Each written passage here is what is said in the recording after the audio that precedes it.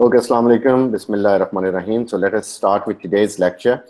So today we are going to begin with the Elizabethan age and also the Renaissance age or the age of Shakespeare. After that, we'll be discussing the rape of the lock in a detailed manner, and then we'll be talking about sound patterns of English language. So start करते हैं हम Renaissance से. So Renaissance जो है उसके बहुत सारे नाम हैं. Tentatively that was from 1500 to 1600 AD. So ये इसका तकरीबन स्पैन था जिसमें Renaissance basically रहा. अब Renaissance के बारे में I've already told you that it is revival of learning. So revival in a way कि ये जो revival था that was revival of learning. जितनी भी जो बुक्स थी उनकी ट्रांसलेशन थी वो ट्रांसलेट हुई यहाँ पे और इसमें उन ट्रांसलेशंस को फैलाया गया. वो ट्रांसलेशन दुनिया में फैली. उससे पहले ट्रांसलेशंस मना थी. बाइबल को ट्रांसलेट करना भी हराम समझा जाता था. लोगों को मार दिया जाता था इस एक्ट पे. ऐसा ऐसा जब चर्च का जोर टूटा इस रिनाइसेंस में तो बेसिकली ये चीज़ें स्प्रेड हुई पूरी दुनिया में. वो नॉलेज गया मुख्तलिफ लैंग्वेजेस में. नॉलेज ट्रांसलेट हुआ. So hence this is called the revival of learning. So let's see what is in that. So meaning of renaissance is basically revival or rebirth. So revival or rebirth के meaning है इसके. और ये basically fine arts की सूरत में Italy में बहुत पहले आ चुका था. revival of learning भी कहते हैं. The world was born or reborn in many ways. किस तरह रीबॉर्न हुई? Number one, in case of knowledge कि नॉलेज के नए एवेन्यूज लोगों को पता लगे, नई राहें खुली नॉलेज के वाले से. And then many of the world parts they were discovered. I told you कि जब प्रोटेस्टेंट्स की हुकूमत आती थी तो वो यानी उस वक्त विग्स होते थे उनके साथ, टोरीज के साथ होते थे कैथोलिक्स. तो कैथोलिक्स जो थे बड़े कंजर्वेटिव थे, टोरीज बड़े कंजर्वेटिव थे. उसके मुकाबले में जो ये थे प्रोटेस्टेंट्स और विग्स ये बड़े आउटस्पोकन थे. तो ये जंगें जो ज्यादातर हुई वो विग्स के दौर में हुई, प्रोटेस्टेंट्स के दौर में हुई. तो दुनिया में ये निकली इंग्लिश नेवी और it was said that sun never sets in British Empire. So British Empire में हर जगह पे यानी ब्रिटिश एम्पायर का रूल था.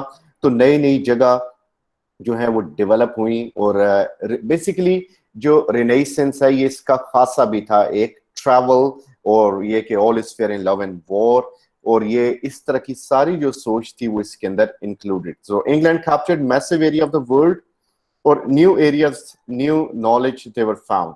जारी बात है जिस जगह पे ये कैप्चर कर रहे हैं, सो कैप्चर करने के बाद वो सिर्फ उनकी दौलत या उनका माल नहीं लूट रहे बल्कि वहां के नॉलेज को भी ले रहे हैं. जिस तरह बहुत सारी मुसलमानों की किताबें थी जो कुतब थी अच्छी लिखी हुई तिब के ऊपर और मुख्तलिफ फ़नून के ऊपर, उनको ट्रांसलेट किया गया इंग्लिश और दीगर यूरोपियन लैंग्वेजेस में जो कि बाद में स्प्रेड हुई. सो हमारे नॉलेज से उन लोगों ने फ़ायदा उठाया और हम वैसे के वैसे बैठे रह गए. फिर fall of Constantinople. This was major outbreak, major incident 1453 AD में. फॉल ऑफ कॉन्स्टेंटिनोपल जो इस्तंबुल था, जिसे कुस्तुनतुनिया भी कहा जाता है, जिसके बारे में बशारत थी कि जो आर्मी इसको हराएगी, नबी पाक सल्लल्लाहु अलैहि वसल्लम की बशारत थी. तो वो जन्नत के रास्ते पे है, वो जन्नती लोग हैं. तो बहुत सारे सहाबा नबी पाक सल्लम के वसाल के बाद यहाँ पे आ गए थे और उसमें हजरत अबू अय्यूब अंसारी भी थे और बहुत सारे सहाबा थे जो चाहते थे, हालांकि वो तो सारे जन्नती थे ही थे, लेकिन जब उन्हें पता था नबी पाक सल्लम ने कह दिया तो ये होकर रहेगा. So they all came here. So Turkey में इसीलिए बहुत सारे सहाबा की जो कब्र या मज़ार वगैरह मौजूद हैं.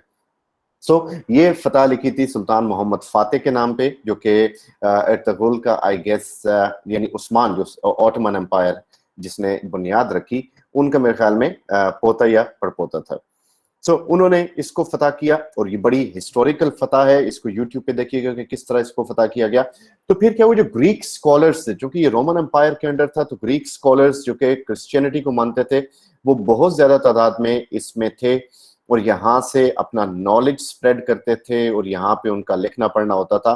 तो वो भागे वहां से अपने उस उलूम समेत वहां से निकले और जो मैन्युस्क्रिप्ट से इनके ये बहुत ज्यादा फेमस हुए all together in the world. दुनिया में जहां जहां जिन हिस्सों में गए उनकी फर्दर ट्रांसलेशंस हुई. Meanwhile Vasco D gamma, Columbus, they were having their geographical discoveries, वो दुनिया में मुख्तलिफ जगहों पे जा रहे थे, अमेरिका डिस्कवर हो रहा था, इंडिया डिस्कवर हो रहा था। यानी जिस आप उसको पढ़ते हैं कि मेटाफिजिकल पोइट्स, जॉन डन जो है उसमें मेटाफिजिकल पोइट्स में वो कहता है कि let's see discoverers like the new lands discover, or like they let them go to discover the new lands. तो उनको जाने दो, बिकॉज वो भी रिनेसेंस के असर में लिख रहा था। उस जमाने में बड़ा पॉपुलर था कि लोग जाते थे और नई नई सियाहतें करते थे और दुनिया दरियाफ्त करते थे। So Vasco da Gama, Columbus, meanwhile Copernicus and people like that, they were having revolutionary ideas about science जो कि पहले मौजूद नहीं था। पहले कहा जाता था कि जमीन साकिन है, सूरज घूमता है, और फिर ये कहा गया कि सूरज साकिन है, जमीन घूमती है, जिसको बड़ा क्रिटिसाइज किया गया। ऐसे लोगों को जिला भी दिया गया कि ये खुदा की राह में रुकावट पैदा कर रहे हैं, खुदा के कामों में। लेकिन बाद में प्रूव हुआ कि ये लोग ठीक थे।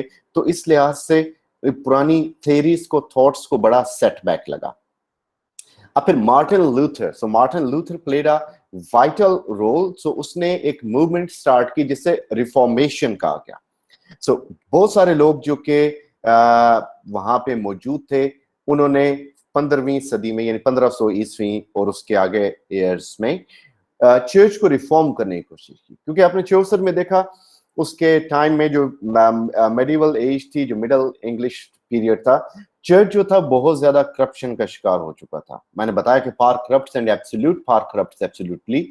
7 में से 5 कैरेक्टर्स डिपिक्ट कर रहे थे कि 80% चर्च की प्रैक्टिसेस खराब थी। रिलीजन खराब नहीं था, प्रैक्टिसेस खराब थी। सो उस चीज को सामने रखते हुए बहुत सारे लोगों ने चर्च की रिफॉर्मेशन चाहिए। और पोप जो लियो एक्स है, मेरी एक वीडियो भी है यूट्यूब पे, that shows difference between Protestants and Catholics. वो जरूर देखिएगा, आपको ये समझ आ जाएगा कि इन दोनों, जिस तरह शिया और सुन्नी के कुछ अकायद डिफरेंट हैं, इस तरह इनके भी बहुत सारे अकायद डिफरेंट हैं। तो बेसिकली जो हैं प्रोटेस्टेंट्स, वो पोप को नहीं मानते, और पोप जो है वो रूहानी लीडर है रोमन कैथोलिक्स का। सो उसमें क्या हुआ कि जो पोप लियो 10 जो था, उसने ऑर्डर दिया कि लूथर की जो राइटिंग्स हैं वो बड़ी इंतशार फैलाने वाली, इनको जला दिया जाए। और बहुत सारे लोग मार्टिन लूथर के साथ हो गए और उन्होंने रोमन कैथोलिक चर्च से बगावत कर दी। अब यहां से क्या हुआ, ये क्रिश्चियंस जो थे, ये जो उधर से ब्रेक अवे हुए, जो निकले, वो प्रोटेस्टेंट्स कहलाए, क्योंकि वो उस चर्च की उस प्रैक्टिसेस के अगेंस्ट प्रोटेस्ट कर रहे थे। So from that protest they became protestants. So उनके अंदर एक चीज कॉमन थी सब में, कि बहुत सारे अकीदे डिफरेंट भी थे, लेकिन एक चीज कॉमन थी कि दे did not believe in supremacy of pope, जो कि कैथोलिक्स के हवाले से थी। सो लूथरन्स जो थे, जो उसके फॉलोअर्स थे, ये वो प्रोटेस्टेंट ग्रुप थे जो कि मार्टिन लूथर की टीचिंग्स पे अमल करते थे। और जो प्रोटेस्टेंट मूवमेंट थी, that was it divided Western European Christians into Catholics and Protestants. So ये जो इंग्लैंड से बेसिकली ये जो काम शुरू हुआ, that spread wide area of Europe, और फिर दुनिया बहुत ज्यादा ये सेक्टेरियनिज्म डेवलप हो गया। इनके आपस में जंगें, लड़ाइयां भी बहुत ज्यादा हुई, खून खराबा भी हुआ, which is depicted by Jonathan Swift in his Gulliver's Travels. फिर रिनेसेंस में और क्या हुआ, Henry VIII. So Henry VIII became head of the state and church. So it was a big change in England. पहले जो king था, he was not the head of church. Pope को head of church समझा जाता था, और इसीलिए king भी किसी हद तक चर्च की मर्जी के खिलाफ नहीं जाता था, मानता था उसके कुछ बातों को। लोग इसी वजह से करप्शन का शिकार थे। अब ये हुआ कि हेनरी VIII ने ये डिक्लेयर कर दिया कि I am the ruler of the state and also of the ruler of the church. So इससे बहुत बड़ी चेंज आई। कनेक्शन जो था, कनेक्शन जो पोप के साथ था, that was broken. फिर दांते, पेट्रॉक और बोकाशियो, सो इन्होंने ऑलरेडी रिनेसेंस की इब्तिदा कर दी थी इटली में 14th सेंचुरी में, like the time of Chaucer. So Boccaccio जारी बात है चौसर के साथ साथ या उससे पहले था, जिसको देख के उसने prologue to the Canterbury Tales लिखी। सो पेट्रॉक जो था, दांते, पेट्रॉक की सोनेट्स मशहूर हैं जो हमारे पास आई, दांते की पोम्स बड़ी मशहूर हैं, उसकी एपिक्स, और बोकाशियो की जो राइटिंग्स हैं, they were very like they were getting fame. So इन राइटिंग्स के हवाले से जो, और फिर प्लस जो आर्ट था, जो पेंटिंग्स थी, जिसमें माइकल एंजेलो, लियोनार्डो, जो अपने निंजा टर्टल्स अगर देखें, तो उसमें 4 टर्टल्स होते हैं, लियोनार्डो, माइकलएंजेलो, डोनाटेलो और Rafael. So they were all basically painters, they were Italian painters जो इस रेनेसेंस के टाइम में इटली में अपनी पेंटिंग्स की वजह से अपना लोहा मनवा रहे थे. अब पेंटिंग्स के हवाले से आपको बता दूं कि पेंटिंग्स जो थी, अगर आपने वो पढ़ा है फ्रा लिपोलिपि बाय रॉबर्ट ब्राउनिंग, तो उसमें एक चीज बड़ी क्लियर है कि church was all the time intervening in this concept that people cannot paint the human beings. हमारा रिलीजन भी ये कहता है कि आप जिंदा चीजों की तस्वीर नहीं बना सकते. तो they were also not permitted to draw such things. लेकिन रिनेसेंस आया, प्रोटेस्टेंट्स अलग हुए, तो इन लोगों ने फिर खुल्लम खुला इंसान की पेंटिंग्स शुरू की, इवन न्यूड पेंटिंग्स शुरू की. तो ये कॉन्सेप्ट इटली में पहले आ चुका था और उसके बाद ये इंग्लैंड में आया. Another thing that was developed after Renaissance or in Renaissance, that was humanism, जो कि चौसर को ऑलरेडी मशहूर था और यहाँ पे भी ह्यूमनिज्म मशहूर हुआ. ह्यूमनिज्म किस तरह के, एक इंसान की जातियात के ऊपर तवज्जो दी गई कि individual basically he is also of importance. It is not only about society. Individual भी इंपॉर्टेंट है, उसकी फीलिंग्स भी फीलिंग्स हैं, उसकी फीलिंग को उस पे लाइक उनकी कदर होनी चाहिए. और इससे पहले ये था कि जो कैरेक्टर्स है, they would only portray personified images और they would only perform roles in allegorical senses. But यहाँ पे इंडिविजुअल की चूंकि बात शुरू हुई, इंडिविजुअल को फोकस हुआ, तो इंडिविजुअल लाइफ्स के ऊपर ड्रामास बनने शुरू हुए. अच्छा, the tradition bound England change into new spirit of liberty like Greeks. So जिस तरह ग्रीक्स के अंदर एक लिबर्टी का स्पिरिट था, इस तरह जो ट्रेडिशन या बाउंड इंग्लैंड था, जो कि एक लंबा अरसा अपनी उस पुरानी ट्रेडिशंस के साथ स्टिक रहा, उसने नई टर्मिनोलॉजीज शुरू की. लिबर्टी का एक कॉन्सेप्ट डेवलप हुआ, हर एक चीज में उन्होंने आज़ादी मांगी. जी Adil, you want to say something? जी सर. सर एक मैंने कहीं पे पढ़ा था कि जो ह्यूमनिज्म था, ये 2 मूवमेंट्स थी. एक जो रेनेसां में था, ये था कि the study of antiquity is called like humanism. इन्होंने क्या किया था, जैसे आपने सर बताया कि जो ग्रीक और रोमन लिटरेचर था, जो लेजेंड्स थे, इन्होंने उनको पढ़ के वहाँ से रिवाइवल हुआ.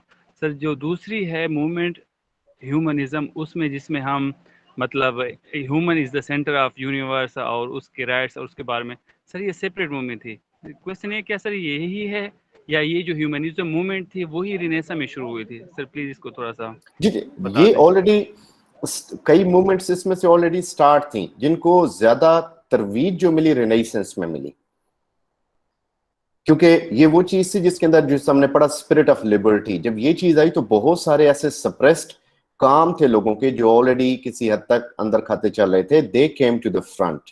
जैसा पेंटिंग्स हैं, तो पेंटिंग्स ऑलरेडी लोग बनाते थे लेकिन डरते थे, लेकिन आहिस्ता आहिस्ता उन्होंने इसको ओपनली बनाना शुरू कर दिया. Okay sir. Miss Maimoona will be talking about metaphysical. आगे आने वाले लेक्चर्स में मेटाफिजिकल वहां पे डिस्कस होगा. और king of Italy during renaissance, like ये किंग, ये देखने वाली बात है.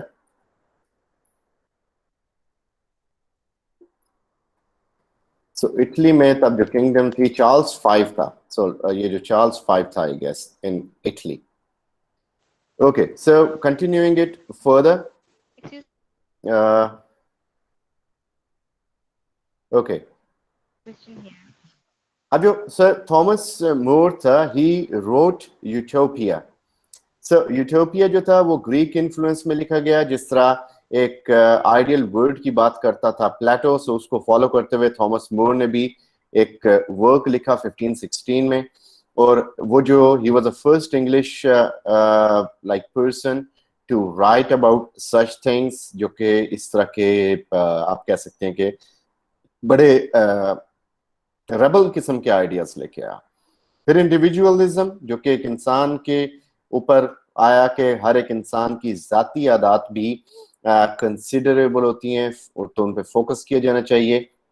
वो जो पर्सोनिफिकेशन थी मोरालिटी और मिरेकल प्लेस की, वो इंडिविजुअल और यूनिक कैरेक्टर्स में चेंज हो गई. इसीलिए जो इससे एज ऑफ ड्रामा कहा जाता है, कि ड्रामा इसलिए पॉपुलर हुआ कि लोग तंग आ चुके थे उन पर्सोनिफाइड कैरेक्टर्स को और एलेगोरिकल कैरेक्टर्स को देख देख के. अब जब उन्हें नजर आया कि हमारे जैसे ही इंसानों की जात के ऊपर बने ड्रामास हम देख रहे हैं, तो उन्हें वो चीज बड़ी अपील की. फिर plus it was linked with the Greek theatre, उसमें भी ऐसा ही होता था, इंडिविजुअलिज्म, यानी हर एक बंदे की ज़ातियात को दिखाया जाता था, तो this was very catching for the people. फिर रिनेसेंस के अंदर ट्रैवल, मैसिव लेवल पे ट्रैवल करना ये उसकी एक खासियत थी। पावर के आपके पास ताकत होनी चाहिए। बेकन जो है, he was also man of renaissance, हालांकि वो इसके एंड में आया और अगली एज में भी रहा। सो उसकी जो एसेस हैं, they also are having Machiavellian approach. So Machiavelli, जो निकोला मैकियावेली था, he was Italian and he believed in this thing that all is fair in love and war। तो उसकी जो बुक है द प्रिंस, उसमें वो ऐसी ही बातें कहता है कि जिसमें बताता है कि जो आपकी पावर है आपको उसे सस्टेन करना चाहिए, आप गलत रास्ता सही रास्ता जो भी अपनाओ, आपका एंड अच्छा होना चाहिए। So they did not much believe in the morality, rather they believed in success. So Bacon के भी जो वर्क्स हैं वो आपको रिलीजियस सक्सेस की तरफ नहीं लेके जाते, बल्कि वर्ल्डली सक्सेस की तरफ लेके जाते हैं। फिर नॉलेज बड़ा मशहूर हुआ कि दुनिया में नॉलेज फैला, रिवाइवल हुआ। वेल्थ कहते हैं दौलत को, दौलत के नए नए कमाने के, जिस सब लाइक कोविड आया तो ऑनलाइन शॉपिंग बहुत ज्यादा हो गई। इसी तरह उस टाइम में जब रिनेसेंस आया तो लोगों के अंदर मुख्तलिफ किस्म के, जब आज़ादियां मिली उन्हें, तो मुख्तलिफ किस्म के उन्हें बिजनेस मिले। जब दुनिया फैली, दुनिया तक लोग गए, तो उन्होंने अपने बिजनेस को इस्टाब्लिश किया, पूरी दुनिया में अपना सामान भेजा, तो यहाँ से दौलत भी बहुत ज्यादा इसमें आई, जिसका रिजल्ट जो था बेसिकली इंडस्ट्रियल रेवोल्यूशन था, जिससे हम आगे पढ़ेंगे।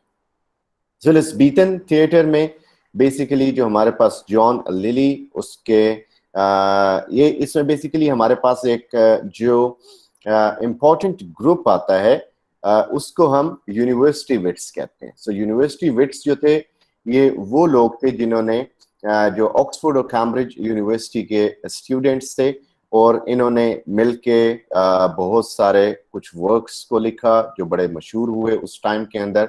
सो जॉन लिली, ये इसके इम्पोर्टेंट वर्क्स हैं जो कि उसने पेन किए। George Peele was another person among these, ये उसके कुछ प्लेस हैं। तो ये जो प्लेस थे बेसिकली अब ये बहुत ज्यादा ओपन हो चुके थे। एलिज़ाबेथन थिएटर बड़ा एस्टेब्लिश हो चुका था। So this theatre was different from that of Greek theatre, क्योंकि अब इसके अंदर वुडन और इनक्लोज स्ट्रक्चर्स से ग्रीक थिएटर ओपन होता था और ये बिल्डिंग्स के अंदर होते थे। थॉमस किड, ये भी स्पेनिश ट्रेजेडी इसकी बहुत मशहूर है, ये एमसीक्यू में भी आता है। और शेक्सपियर मॉलो, ये इसके मरहून मिन्नत हैं, इसको बड़ा मोहसिन मानते थे और इसकी राइटिंग्स को देख के उनको इंस्पिरेशन मिली। Robert Greene was also one of them, जिसने Friar Bacon and Friar Bungay, so this was also his important work, जो कि कोट किया जाता है मुख्तलिफ टाइम्स के अंदर। और इसमें फर्दरमोर आगे हम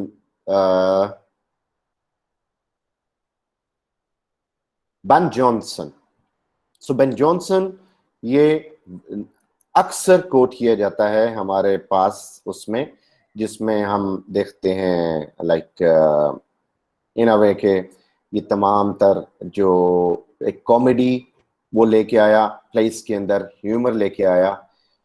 ये हमारे पास एक आया है, ओल्ड वाइफ्स टेल इज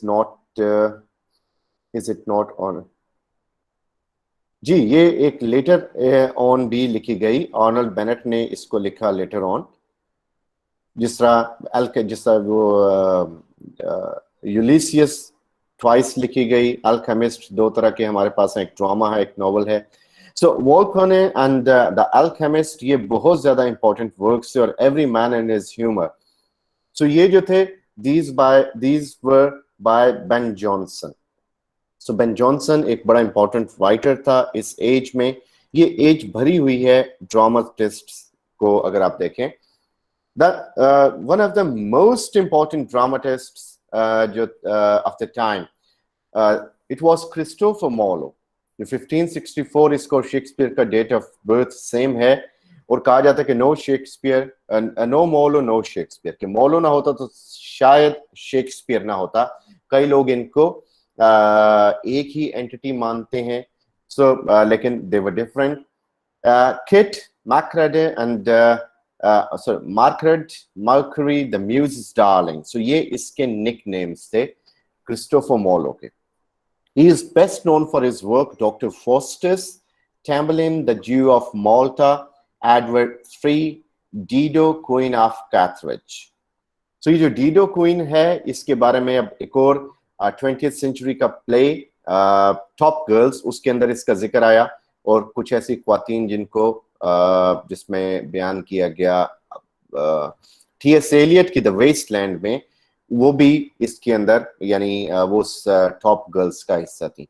जो वेस्टलैंड है ना, टी.एस. एलियट की एक बहुत लेंथी पोम है, उसको समझाना तो मैं क्लास में आपको उसके बारे में डिटेल बता दूंगा, लेकिन वो जितनी इंपॉर्टेंट पोम है वो उतनी ही कॉम्प्लेक्स पोम है। उसके अंदर बेतहाशा सिंबलिज्म्स हैं, बेतहाशा अलैग्री इमेजेस हैं, इल्यूजन्स हैं, क्रॉस रेफरेंसेस हैं। मेरी पूरी एक प्लेलिस्ट है उस हवाले से जो कि मौजूद है इसमें यूट्यूब पे। सो उसके अंदर एक एक लाइन का, एक एक अलूजन को मैंने एक्सप्लेन किया हुआ है। सो वेस्टलैंड को समझने के लिए वो जरूर देखिएगा। सो इसके जो वर्क्स थे नॉर्मली प्राइमरली ब्लैंक वर्ड्स में लिखे गए, जो कि ड्रामा में इस तरह यूज करने वाला था Marlowe. Then comes Shakespeare, the greatest dramatist. So the greatest dramatist of all ages, who was not only famous for his dramas but also for his 154 sonnets जो उसने लिखी।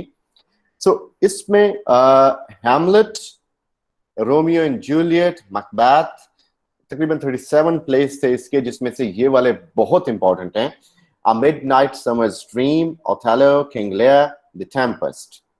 इसमें से हम इंशाल्लाह अपनी क्लास में Hamlet, Macbeth, Othello, King Lear इनको डिस्कस भी करेंगे, because they are widely asked questions इनमें से आते हैं। Even the Winter's Tale as well, क्योंकि ये जो हैं ये इसके अलावा वो ट्रेजाइक कॉमेडी है। फिर एलिज़ाबेथन थिएटर में हमारे पास स्पेंसर आता है, जिसका the Faerie Queene which was very popular, जो कि इसने क्वीन एलिजाबेथ के हवाले से लिखा। फेरी क्वीन, वो टाइटल क्वीन एलिजाबेथ को रिफर करता है। डेट्स मैंने इसमें हर एक चीज की दी हुई है ऑलरेडी, बट आपको बहुत ज्यादा डेट्स याद करने की जरूरत नहीं है। शेक्सपियर की डेट ऑफ बर्थ, इस तरह के कुछ इंपॉर्टेंट डेट्स इंपॉर्टेंट हैं। Philip Sidney was there who wrote an Apology for Poetry, जो कि इस बारे में थी कि पोइट्स को लोग बुरा समझते थे, जिसका प्लेटो बुरा समझता था। तो उसने इसके बारे में कुछ अपने अच्छे रिमार्क्स दिए। So this was Renaissance, जो कि basically that was an age of drama। इसको एज ऑफ शेक्सपियर भी कहा जाता है, एज ऑफ इन अ वे के एज, आप इसे लाइक ड्रामेटिक एज भी कह सकते हैं। So now coming to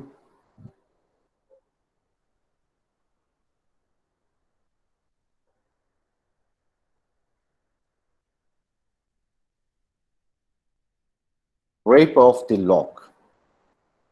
अब रेप ऑफ द लॉक जो है, इसके बारे में अगर आपको आइडिया नहीं है या थोड़ा आइडिया है तो वो गलत है। This is very important work, और ये this along with the Canterbury Tales, ये उन चंद एक वर्क्स में से हैं जो कि बहुत ज्यादा इंपॉर्टेंट हैं और तकरीबन हर यूनिवर्सिटी के हर सिलेबस में मौजूद हैं। जिनको इसके बारे में ज्यादा नहीं पता उनके लिए मैं एक लिंक शेयर कर रहा हूं यहाँ पे, this one. So this is my Punjabi poem on this. इसका नाम बेसिकली जो है शेक्सपियर की बहुत सारी सोनेट्स इंपॉर्टेंट हैं, वी कैन नॉट से कि कौन सी कम इंपॉर्टेंट है, इसकी बहुत सारी इंपॉर्टेंट हैं। और ये जो मैंने शेयर किया ये बेसिकली इसकी पंजाबी वर्जन है, जो कि एक गांव के बैकड्रॉप पे लिखी गई। इसका टाइटल है, ये मैं आपके टेक्स्ट बॉक्स में लिख दिया, रीमा दी हजामत। सो ये एक तरह से उस हवाले से बड़ी इंपॉर्टेंट पोम है जो आपको इस नज़म को समझने में मदद देगी। ये गांव का मंजर है जो कि यहाँ पे 18th सेंचुरी के उस टाइम को, उस माहौल को डिपिक्ट कर रहा है। अच्छा, अब कौन था Alexander pope? So he was the best friend of Jonathan Swift। 18th century का ये पोइट है, सेटरिस्ट है, और he comes from English Augustan period। सो ये ऑगस्टन एज से बिलोंग करता था 18th सेंचुरी में।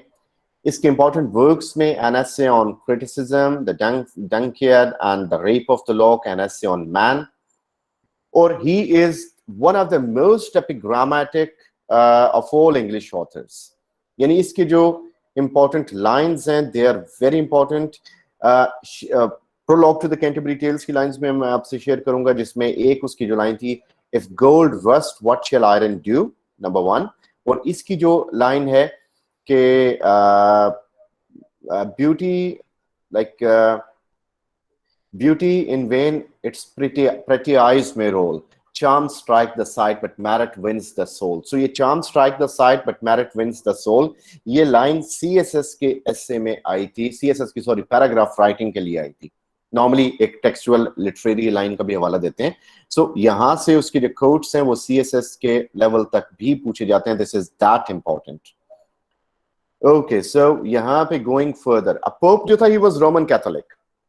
अब यहाँ पे एक बात आपने याद रखनी है कि जो कैथोलिक्स थे और प्रोटेस्टेंट्स थे, इनका आपस में like beauty in vain its pretty eyes में roll, charms strike the sight but merit wins the soul. कि अपरेंट ब्यूटी जो है वो जो है इंसान को, उस इंसान की आंखों को अपील करती है, लेकिन इंसान के दिल को जीतने के लिए आपके अच्छे कैरेक्टर का होना जरूरी है।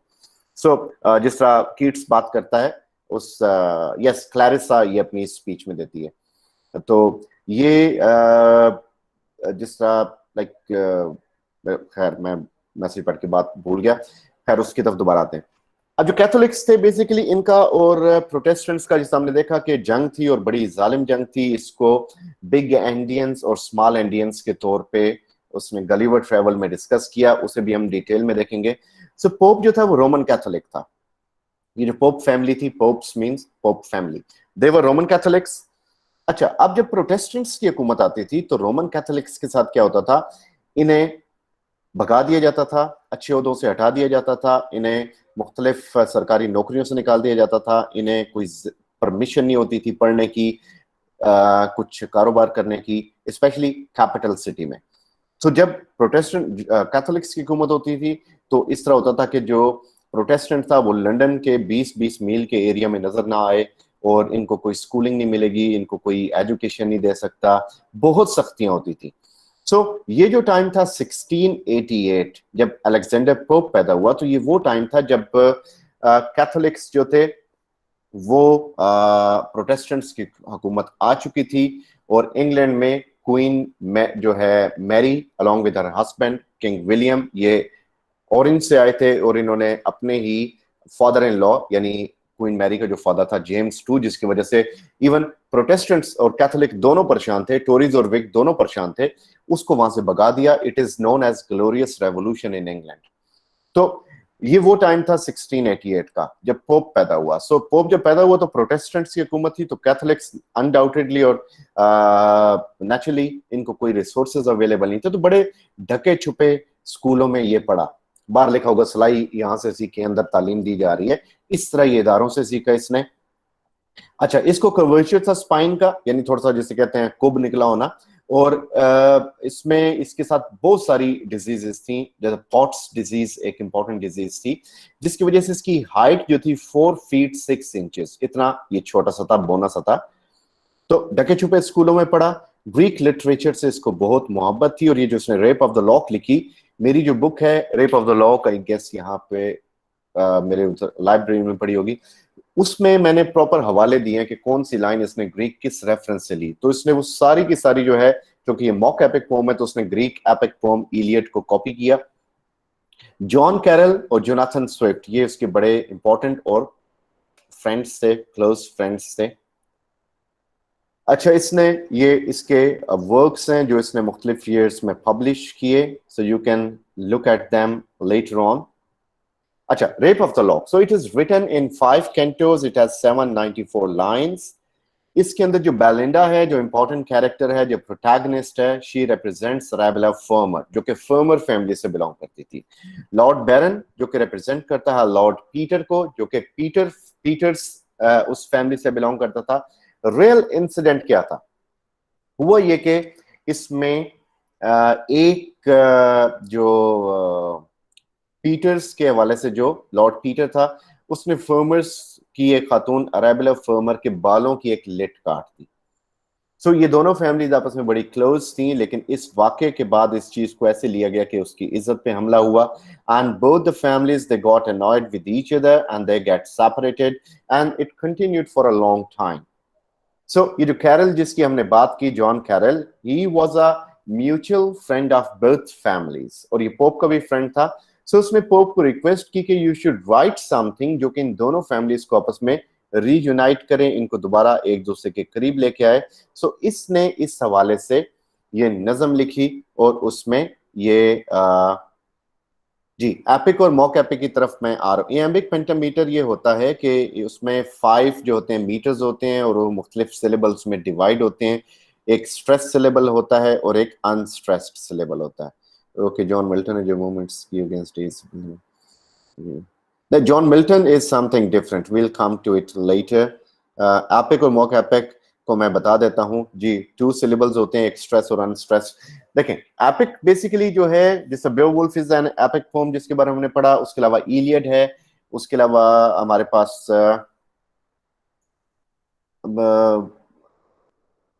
बेहतर तो ये था कि मैं शायद इससे पहले आपको एपिक पढ़ा देता। चलो मैं आपको बता देता हूँ। इलियड, ओडेसी, एनीड और बेओवुल्फ, ये सारी जो है ये एपिक एपिक वर्क्स हैं। सही है। अब इनके अंदर और इसमें क्या फर्क है, क्योंकि बेसिकली पोप जो है, he is not making fun of epic poem, rather he is making fun of people in shape of a comic epic poem. अब ये जो सारी ट्रेडिशंस हैं, ये सारी की सारी ये जो आपके सामने लिखी हुई हैं, they are the characteristics of an epic. उसमें इन्वोकेशन होती है, long travel, long narrative form, towering characters, massive weapons, supernatural beings, sublime theme, grandeur, enormous wars and prodigious tragedy. So this is the element of an epic.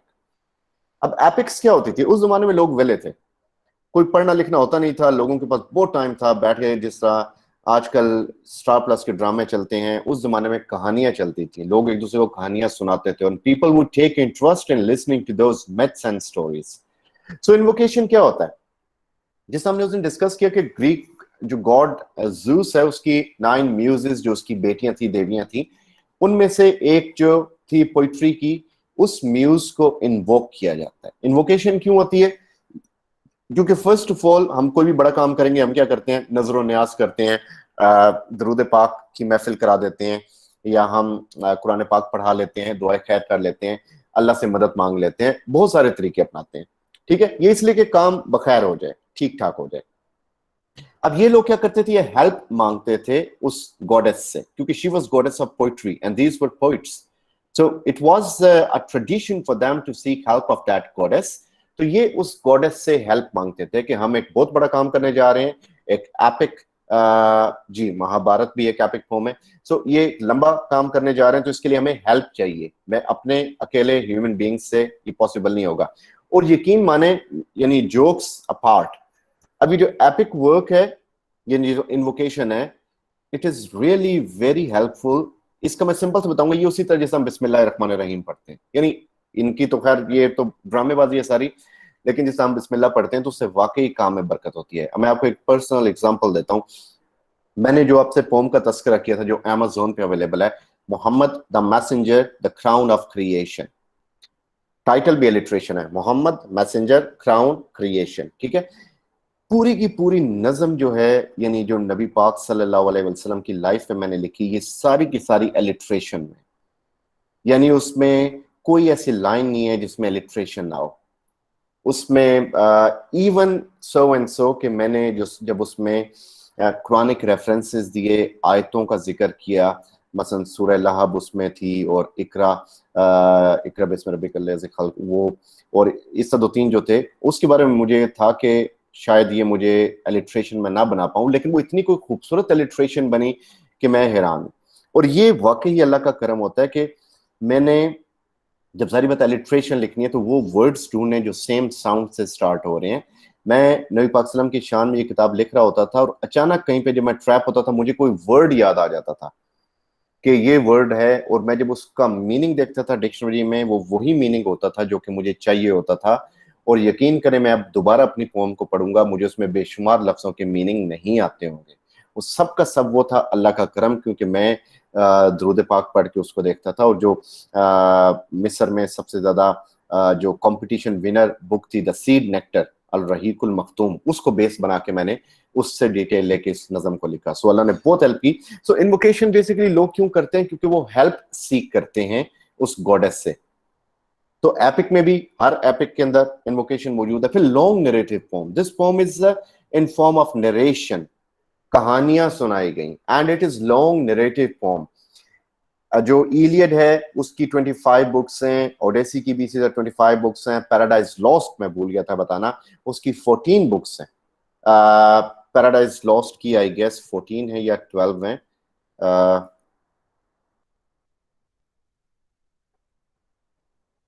Paradise lost की या 12 books जी हैं। Sir. सो paradise lost sir की ये 12 books हैं।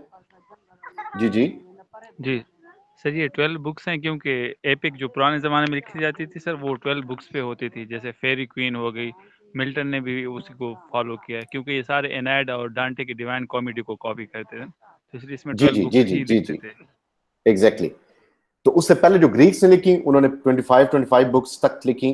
सो ये बहुत ज्यादा lengthy works होते थे। फिर लॉन्ग ट्रेवल होता था एपिक में कि ग्रीक्स जो हैं उन्होंने और उसमें इलियड में, यानी एक वो कहाँ पे ग्रीस से जा रहे हैं ट्रोजन्स की तरफ, ट्रॉय की तरफ, तो उन्होंने 1000 बैरी बेड़ा समुद्र में डाल दिया और वो एक लंबा सफर कर रहे हैं। उसके बीच में समुद्री हवाएं रुक जाती हैं। एगामेमनॉन अपनी बेटी इफिजनाया की कुर्बानी भी दे देता है ताकि हवाएं चलें। तो बड़ा बड़ा कुछ होता है। इसी तरह जब हम ओडेसी की बात करें तो ओडिसियस जो है वो समुद्रों में भटक जाता है और 10 साल वो समुद्र में इधर उधर भटकता रहता है, अपने घर नहीं पहुंच पाता। फिर इसी तरह पैराडाइज लॉस्ट की बात करें तो हेल से हेवन तक का डिफरेंस है, जमीन से आसमान तक का डिफरेंस है, जिसमें ट्रेवल किया जाता है, सैटर्न ट्रेवल करता है। सो ये बड़े लेंथी ट्रेवल्स होते हैं। फिर टॉवरिंग कैरेक्टर्स की यहाँ पे गॉड एक कैरेक्टर दिखाया गया, फिर एडम, ईव, सैटर्न और सैटर्न के फॉलोअर्स, और फिर जो एंजल्स थे गॉड के एंजल्स। फिर दूसरी तरफ जाएं तो ओडेसी में ओडिसियस हिमसेल्फ और उसके फ्रेंड्स, और इलियड के अंदर एगामेमनॉन, मेनेलस, हेक्टर, पैरिस और एक्लीज सबसे important character, my favourite Achilles. फिर एजैक्स की बहुत सारे कैरेक्टर्स हैं जो कि हर एक कैरेक्टर की पर्सनैलिटी डिफरेंट है, तो इस वजह से बड़ी इंटरेस्टिंग बन जाती है स्टोरी।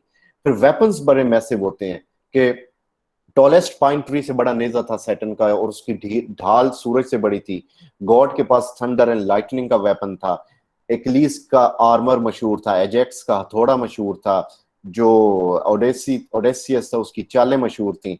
सो इसी तरह सुपरनेचुरल बीइंग्स के गॉड्स, यानी पैराडाइज लॉस्ट तो है ही सुपरनेचुरल बीइंग्स पे।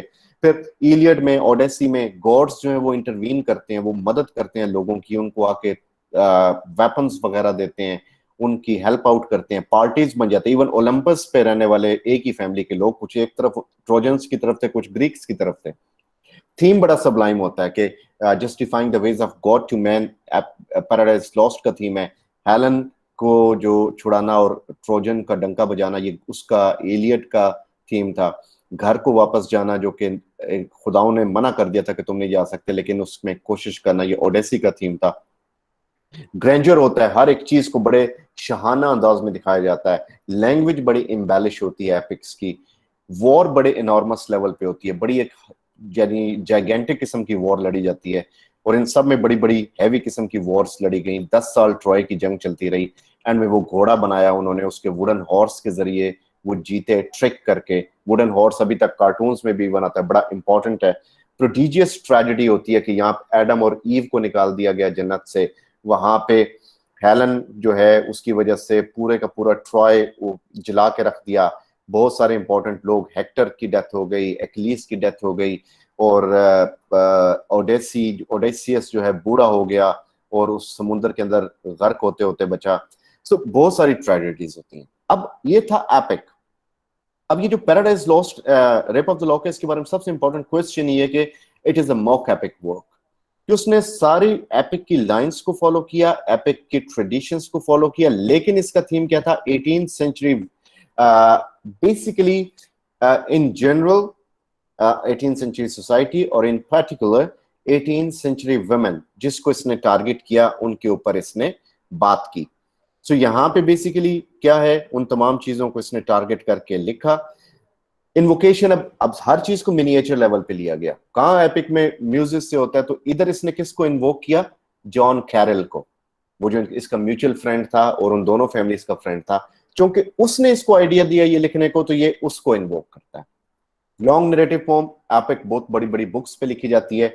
इसकी एक बुक है जो 5 Cantos, Cantos means division of a poem, तो 794 लाइंस की टोटल पोम है।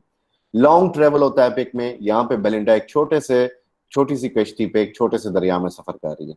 वेब टॉवरिंग कैरेक्टर्स होते हैं, यहाँ पे इंसान कैरेक्टर्स हैं। वेपन्स बड़े मैसिव होते हैं एपिक में। यहाँ पे वेपन्स के आंख मारती है खातून, बंदा मर जाता है, वो स्माइल करती है, बंदा फिर बेहोश हो जाता है या जिंदा हो जाता है। छुरियां फेंक रहे हैं, वो दूसरी छुरियां, तेज वाली नहीं, खाने वाली। कांटे फेंक रहे हैं, प्लेटें फेंक रहे हैं, गिलास फेंक रहे हैं। तो ये इसमें लड़ाई हो रही है। फिर कार्ड्स की गेम की लड़ाई हो रही है, जो एक बड़ी बैटल दिखाई गई है इंपॉर्टेंट किस्म की। सुपरनेचुरल बीइंग्स इसमें इस तरह के दिखाए गए हैं जो टाइनी ह्यूमन आई से नजर ही नहीं आते। यानी उसने वो बना दिए इसमें कि यहाँ पे सुपरनेचुरल बीइंग्स हो रोजीक्रूजियन डॉक्ट्राइन को फॉलो करते हुए, लेकिन उनका होना ना होना एक बराबर है। वो अपनी तरफ से रोल ऐसे प्ले करते हैं जैसे पूरी दुनिया उन्होंने संभाली हुई है। लेकिन यस, वो टेम्स रिवर की बात हो रही है, तो ये ऐसे करते हैं जिसका इसके अंदर कोई यानी सारा कुछ उन्होंने संभाला है, हालांकि उनका किया धरा कुछ भी नहीं होता। थीम बड़ा सबलाइम होता है। यहाँ पे क्या थीम है, बालों की लिट कट गई तो चलो उसके ऊपर अजाब पड़ गया। ग्रैंडर बड़े बड़े लेवल पे एपिक्स लिखी जाती है। यहाँ पे एक छोटे से एक इशू के ऊपर बात हो रही है। वॉर्स बड़ी एनॉर्मस होती हैं, तो यहाँ मर्द ख्वातीन से लड़ रहे हैं। ये कार्ड्स की गेम आपस में हो रही है, यानी एक कार्ड दूसरे कार्ड से सबकत ले गया तो उसने उसको मार दिया। ट्रेजेडी बड़ी लेवल की होती है एपिक में, और यहाँ पे ट्रेजेडी क्या है, सिर्फ बालों की एक लिट का कटना। This is a social satire on society, a satire on women and a satire on royal court. So court से मुराद रॉयल पैलेस के उसके अंदर क्या हो रहा है। सोसाइटी का दिखाया गया, बेसिकली सोसाइटी कितनी करप्शन का शिकार थी, और उसके अंदर दिखाया गया कि यानी किस तरह एक इसकी बड़ी इंपॉर्टेंट लाइन है जो कि each new dress gave a new disease. यानी वो कहता है कि जो ख्वातीन होती हैं वो अक्सर बीमार पड़ जाती हैं और उनका हर नया ड्रेस एक नई बीमारी लेके आता है। वो किस तरह के, वो 18th सेंचुरी वुमेन पे सटायर करते हुए कहता है कि ये वो वुमेन हैं जिनके पास अच्छे ड्रेसेस तो ये पार्टी में पहन के आ जाती हैं, लेकिन जो नाइट ड्रेसेस हैं ये तो वो लोगों को नहीं दिखा सकती पार्टी में, तो वो बीमार पड़ जाती हैं झूठी मूठी का। तो लोग उनको जब पूछने आते हैं तो वो उसी नाइट ड्रेस में होती है, तो इसी बहाने वो नाइट ड्रेस का डिस्प्ले हो जाता है। फिर यहाँ पे बताया गया कि when husbands and lap dogs breathe their last, के दिखाया गया कि उनके लिए उनके हस्बैंड्स या उनके जो पालतू कुत्ते जिनको वो उठा के रखती थी या उनके पास बेड पे सोते थे, वो उनके लिए उनका मरना एक बराबर है, या उनके जग टूट जाए या शीशे का बर्तन टूट जाए या उनकी दामन पे दाग लगे या उनकी इज्जत पे उनके कपड़ों पे दाग लगे, उनके लिए एक बराबर था। नमाज छूट जाए या उनका दिल छूट जाए, ये एक बराबर था। सो दे shifted the moving toy shops of their hearts, तो अपना दिल देने के लिए हमेशा तैयार बैठती थी। सो इसकी बहुत सारी लाइंस हैं जो इंपॉर्टेंट है, वो भी मैं आपसे शेयर कर दूंगा। अब इसमें एरियल मशीनरी है जो कि रोजीक्रूजियन डॉक्ट्राइन को फॉलो करके लिखी गई।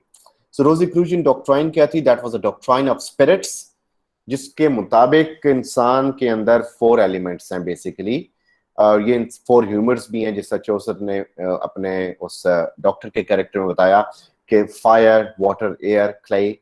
तो ये क्या होता है बेसिकली, ये जो फायर है that is for aggression, water for submission, air for coquettish behaviour, clay जो है ये बड़ा मिस्चीवियस बिहेवियर।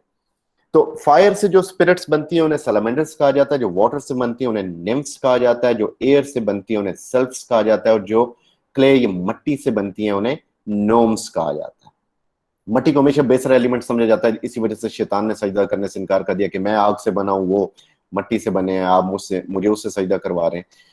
तो यहां पे भी उसने मट्टी को इस तरह एक बुरा एलिमेंट दिखाया। अब बेसिकली उसने क्या इसमें बताया है कि जो ये बेसिकली ये स्पिरिट्स यानी ये जो टेम्परामेंट है हर एक बंदे के अंदर होते हैं। तो जिस बंदे के अंदर फायरी टेम्परामेंट होता है वो बड़ी एग्रेसिव खातून रहती है, जो वो मरती है तो उसकी स्पिरिट खत्म नहीं होती, बल्कि वो एक इनविजिबल स्पिरिट या सुपरनेचुरल बीइंग सैलमेंडर में शिफ्ट हो जाती है।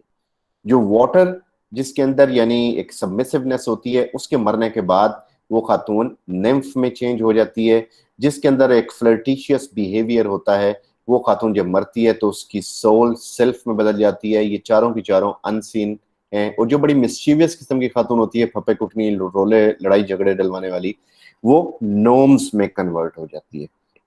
फिर ये सैलमेंडर्स जो हैं, ये जिन, फिर ये क्या करते हैं, ये जिनके जो इसके जिस खातून के ऊपर जिन का साया हो जाता है, यानी पाकिस्तान में और इंडिया में जिन बहुत ज्यादा होते हैं, अल्लाह माफी दे किसी बिना है, लेकिन बाकी मुल्कों में नहीं होते। वो ख्वातीन यूरोप में जो कि कपड़े भी पूरे नहीं पहनती, उनको जिन नहीं तंग करते जितने यहाँ पे एक मैं क्या कहूँ, आम सी खातून को जिन चिमड़ जाता है। तो हमारे यहाँ पे फकीरों ने फकीरों नहीं, बाबों ने, पीरों ने, डब्बे पीरों ने इस चीज को बड़ा मजाक भी बनाया हुआ है। तो जिस तरह उनके ऊपर जिन का साया होता है, इसी तरह ये सैलमेंडर का जिस पे साया है वो एग्रेसिव खातून होगी, जिस पे निम्फ का साया है वो सबमिसिव खातून होगी, जिसके ऊपर सेल्फ का साया है वो कॉकटिश बिहेवियर होगा, फ्लर्टिशियस होगी, जिसके ऊपर नोम का साया है वो लड़ाइयां झगड़े डलवाने वाली होगी। बेसिकली इसके अंदर दिखाया गया कि ये, इनको लगता है सेल्फ्स को ये बड़ा रोल प्ले कर रही हैं, लेकिन इनफैक्ट इनका कोई रोल प्ले नहीं होता। इसमें सटायर सिर्फ इन चीजों पे नहीं है, सटायर ये भी दिखाया गया कि द हंग्री जजेस soon the sentence sign and the जजेस में dine and the wretched Hanks and जजेस में डाइन। कि इवन जजेस भी हैं, शाम को उन्हें भूख लगी होती है, वो जल्दबाजी में फैसला करते हैं और एक बेचारा बंदा उनके गलत फैसलों या जल्दबाजी की वजह से फांसी पे टंगा जाता है और उनको अपने खाने की फिक्र होती है। तो प्रीडोमिनेंटली सोसाइटी के ऊपर सटायर है, मेल सोसाइटी पे भी सटायर है, लेकिन ज्यादातर उसमें जो टारगेट किया गया वो फीमेल उसके ऊपर है। इसका पूरा टेक्स्ट जो है मेरे पास रेप ऑफ द लॉक का और Prologue to the Canterbury Tales का मेरे प्लेलिस्ट में, मेरे यूट्यूब चैनल पे लाइन बाय लाइन अवेलेबल है। ये बहुत ज्यादा इंपॉर्टेंट वर्क है। अगर आपके पास इस आजकल टाइम है, इसको एक रीडिंग जरूर दीजिएगा, या whenever you're traveling somewhere, तो इसको बेशक सुन लिया करें। दैट विल हेल्प कि मैंने उसको आपके लिए बड़ा इजी मैनर में जितना एक हो सकता है, I've tried explaining that for you. Okay ji, so apart from this we have linguistics. So linguistics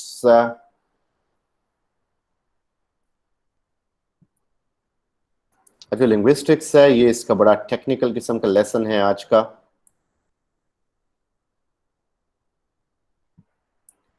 Okay, the phonetics, the sound of language. आप में से मैं एक चीज बताता सॉरी चलूं आप लोगों को कि जैसे आप लोग आजकल में से बहुत सारे एमफिल हैं, बहुत सारे मास्टर्स हैं, कुछ पीएचडी टेस्ट की तैयारी कर रहे होंगे, कुछ एमफिल के टेस्ट की तैयारी कर रहे होंगे। ये बात ज़हन में रखिएगा कि व्हेनेवर यू अप्लाई और प्रिपेयर फॉर एनी टेस्ट, एक तो मेरे चैनल के ऊपर हर एक कंटेंट के ऊपर एमसीक्यूज मौजूद हैं, जरूर देखिएगा, they will help. Secondly specially for linguistics, जब भी आप किसी टेस्ट में अपेयर हों, लाजमी तौर पे जितने भी ऑनलाइन क्विजेज होते हैं उन्हें सॉल्व कर लिया करें, कोशिश किया करें, क्योंकि I am a living example in front of you. मैं एक जगह पे टेस्ट देने गया एंड फ्रैंकली स्पीकिंग मैंने कोई तैयारी नहीं की उस टेस्ट की। जस्ट अ डे बिफोर एवी रैंडमली मैंने कहा पढ़ा तो कुछ है नहीं, चलो लिंग्विस्टिक्स को सॉल्व कर लेते हैं। I love solving quizzes online, तो मैंने क्विजेज को सॉल्व किया। Next day when I was in the test, वही जो लास्ट टाइम 2 क्विजेज मैंने सॉल्व किए, they were there in the test. और ये पीएचडी लेवल का टेस्ट था, मैं आपको बता रहा हूँ। तो एमफिल लेवल, पीएचडी लेवल पे अक्सर टेस्ट होते हैं, दे आर टेकन और sometimes they are taken from internet, so उसको जरूर तवज्जो दिया करें। एपिग्रामेटिक स्टाइल जो होता है, that is more in Bacon and also there in with Pope. Epigrammatic style होता है जैसे अकवाले जरी, कि आप छोटी सी बात कहो, charms strike the sight but merit wins the soul. अब आप इसको एक्सप्लेन करने बैठो तो बहुत ज्यादा थीसिस लिख सकते हो, यानी दोस्त वो जो मुसीबत में काम आए, दिस इज एपिग्रामेटिक। इंसान अपनी कंपनी से पहचाना जाता है, man is known by the company he keeps, ठीक है। जात दी छिपकली ते शतीरन उ जफे। अब ये एपिग्रामेटिक स्टाइल है, जो मुहावरे होते हैं, ज़रबुल मिसल, जो कि जुबान ज़द आम हो जाते हैं और फिर उनके ऊपर लोगों को उनके हवाले से पूरी की पूरी वो दरिया को कूजे में बंद कर देना बेसिकली। तो ये किसी किसी के पास फन होता है। ओके जी, अब ये एक पोम है आपके सामने, ठीक है। इसको आप लोग अपने तौर पे, ये मैंने चूंकि आपको भेज दी है, फॉर टाइम इसको प्रोनाउंस करने की कोशिश कीजिएगा, देखने की कोशिश कीजिएगा। I take it you already know of tough and bow and cuff and dough. Others may stumble, but not you. On hiccup, through, low, or through. Thorough, low, and through. Well done. And now you wish, perhaps, to learn of less familiar traps. Beware of herd, a dreadful word that looks like beard and sounds like bird. And dead, it's like bed, not bead. And for goodness sake, don't call it deed. Watch out for meat and great and fret. They rhyme with sweet and straight and debt. So ये basically क्या है, ये मुख्तलिफ forms हैं जिसमें हम देखते हैं कि वर्ड्स जो हैं, जिस तरह हिकअप है और sorrow, then love and through. फिर इसी तरह डेड, डीड, बेड, बीड, ये जो डिफरेंशिएशन है, that is difference of sound primarily. तो ये साउंड्स का एक डिफरेंस है। सो बेसिकली जो a set of symbol, each one representing a distinct sound segment, so that is called a phonetic alphabet. So we have total 44 phonetic alphabets, जिसमें 44 distinct sounds हैं। हमारे पास English में ये बड़ा इंपॉर्टेंट एमसीक्यू है कि English में हमारे पास 44 साउंड्स होते हैं, 26 लेटर्स होते हैं, लेकिन साउंड्स जो हैं वो 44 हैं। उन 44 साउंड्स में से हमारे पास 24 कॉन्सोनेंट्स होते हैं, 20 वॉल्स होते हैं। वो जो 20 वॉल्स हैं उसमें से 12 जो हैं वो मोनोफथोंग्स होते हैं और 8 डिफ्थोंग्स होते हैं। Monophthongs means single sound, diphthongs means two sounds or combination of two sounds together. So total 44 sounds, जिसमें से 24 vowel sounds हैं और 24 consonant sounds हैं, 20 vowel sounds हैं, और वो जो vowel sounds हैं 20, वो दो हिस्सों में डिवाइडेड हैं। 12 जो है monophthongs यानी सिंगल साउंड, और उसमें से 8 जो हैं वो diphthongs, और उसमें कुछ कहते हैं triphthongs भी होते हैं, लेकिन इंपॉर्टेंट monophthongs और diphthongs। ओके जी, अब यहाँ पे फोनेटिक्स क्या है? Phonetics is the general characteristics, general study of the characteristics of speech sound. Phonology जो है वो सेम चीज है, लेकिन that is in a specific language. English की फोनोलॉजी और है, उर्दू की और है, पंजाबी की और है, पश्तो की और है, फ्रेंच की और है, लेकिन फोनेटिक्स जो है वो सबकी सेम है, क्योंकि phonetics deals with the utterance of sound. वो जो ह्यूमन स्पीच ऑर्गेनिजम्स हैं और ऑर्गन्स हैं जहां से हम स्पीच को अटर करते हैं, उन जगहों के बारे में मालूमात है इसमें। सो इसकी बेसिकली 3 ब्रांचेस हैं। Number 1 is articulatory phonetics, articulate करने से निकला है कि how speech sounds are produced, कि स्पीच साउंड्स कैसे पैदा होती हैं, ये आर्टिकुलेटरी फोनेटिक्स से डील करती है। Then acoustic phonetics, acoustics relates to air, कि how speech sounds are transmitted, जिसका अकूस्टिक गिटार होता है। So how speech sounds are transmitted, मैंने बोल दिया आर्टिकुलेटरी फोनेटिक्स। अब वो जो जा रही है और आप तक आ रही है, that is acoustic phonetics. And the way you are receiving it, it is auditory phonetics, कि आप किस तरह उन स्पीच साउंड्स को रिसीव कर रहे हो, आप किस तरह उन्हें सुन रहे हो। तो ये मैकेनिज्म, प्रोडक्शन, उसकी सेंडिंग और उसकी रिसेप्शन, इन तीनों चीजों को जो डील करता है, दैट इज फोनेटिक्स। अच्छा, उसमें हमारे पास कुछ साउंड्स होती हैं जिन्हें हम वॉइसलेस कहते हैं। वॉइसलेस नहीं, voiceless. So some sounds are voiceless and some are voiced. So voiceless sounds को अनवॉइस्ड भी कहा जाता है, UNVOICED। ये कब होती है? When the vocal folds are spread apart. यहां पे होते हैं हमारे वोकल फोर्ड्स, ये स्प्रेड होते हैं, और जो एयर उनके दरमियान, यानी हम लंग्स से जब हवा का प्रेशर देते हैं बोलने के लिए, जो एयर निकलती है उनके दरमियान, चूंकि वोकल फोर्ड्स यूं हो जाते हैं तो वो अनइम्पीडेड, अनरिस्ट्रिक्टेड निकलती है। तो अनरिस्ट्रिक्टेड निकलती है तो it means they are called unvoiced और वॉइसलेस। वॉइस साउंड्स क्या होती हैं? जब वोकल फोर्ड्स ड्रॉ हो जाते हैं टुगेदर, और जब हम फिर हवा निकालते हैं अपने लंग से, मुंह के जरिए जब हम बोलते हैं, तो वो इनके दरमियान से घिसट के जाती है आवाज, और एक वाइब्रेशन का इफेक्ट पैदा होता है। सो इसीलिए कुछ साउंड्स जो होती हैं वो वॉइस्ड साउंड्स होती हैं। अच्छा, अब हमारे पास जो first of all talking about consonants. So consonants में हमारे पास सबसे पहले साउंड्स होती हैं which are called bilabial. Bilabial, bi means both, labial lips, so both lips combined together। so कुछ साउंड्स हैं वो तब निकलती हैं जब हम दोनों लिप्स को मिलाते हैं, जैसा प ब, ठीक है, एट बैट मैट। इनकी इनिशियल पोजीशन, ये जो साउंड्स हैं they deal with everything of these sounds that deal with initial position. जब मैंने साउंड बोलनी है, मेरी इनिशियल पोजीशन ये है, माउथ क्लोज है, ठीक है, दोनों लिप्स आपस में मिल रहे हैं, ठीक है। So this is called bilabial. Then labiodental. So labiodental, labio means lips, dental means teeth. So ये साउंड्स कब मिलती हैं? जब अपर टीथ लोअर लिप पे होते हैं, दिस पोजीशन, ठीक है। फ व, फैट, वैट, नॉर्मली हम इसको ऐसे बोलते हैं फ व, लेकिन आपके आसानी के लिए फ व यानी फैट वैट।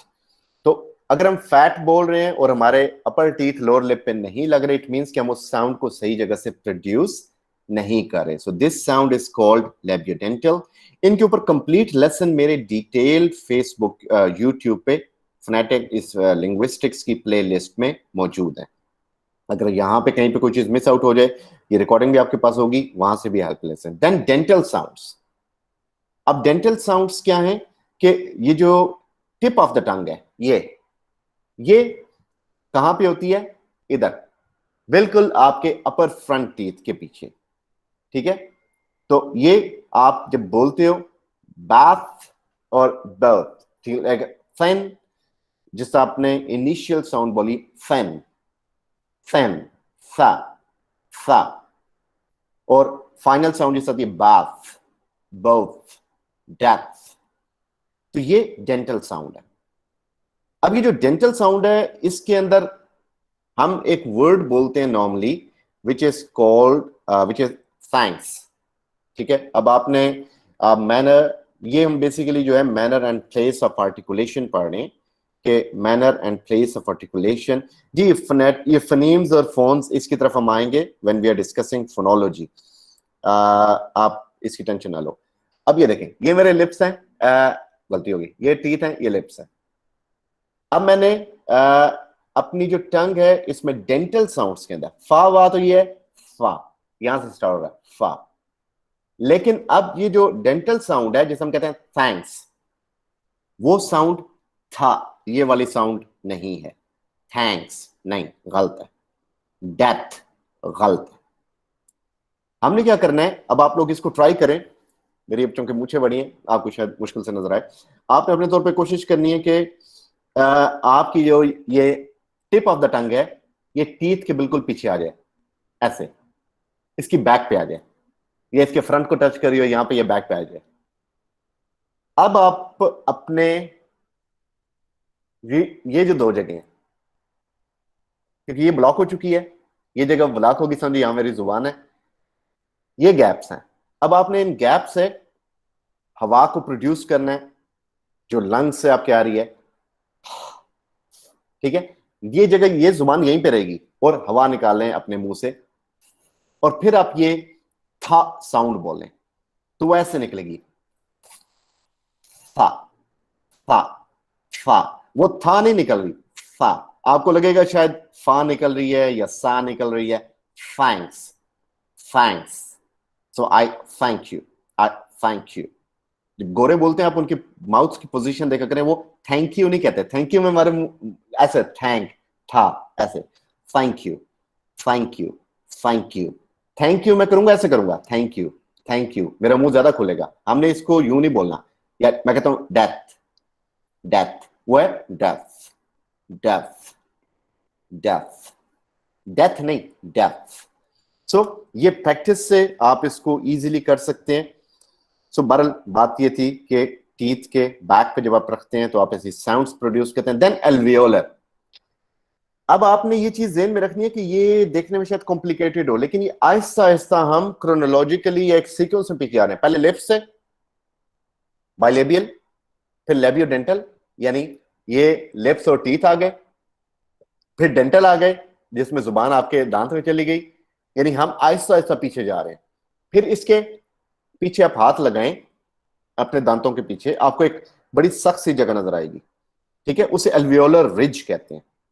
तो ये जो साउंड्स होती हैं एल्वियोलर्स कब प्रोड्यूस होते हैं, जब front part of the tongue alveolar ridge पे लगता है, इस जगह पे।